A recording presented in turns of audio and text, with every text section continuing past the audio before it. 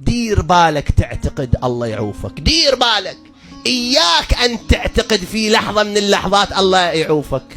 لا والله تفرج. أهلنا يقولون من الباب للكوثر فرج، من الباب للكوثر تفرج. تصور ما تخلص، وإذا رب العالمين بلحظة من اللحظات تتكسر كل هالقيود. وإلا أرجوك، شلون تتصور واحد ببطن الحوت شلون راح يطلع؟ شلون راح يطلع؟ تخيل واحد ببطن حوت عظيم وتخوم البحار، شلون طلع رب العالمين؟ سؤال، شلون يعني شلون فرجت؟ شنو واحد يذبونه في البئر حتى يموت يا أخي وهو طفل صغير، شلون طلع؟ تدري شلون؟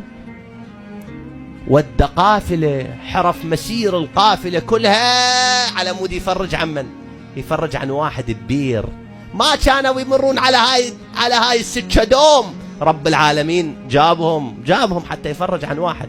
نفس هذا العاش غريب صار ملك، فرجت له ما فرجت؟ تفرج.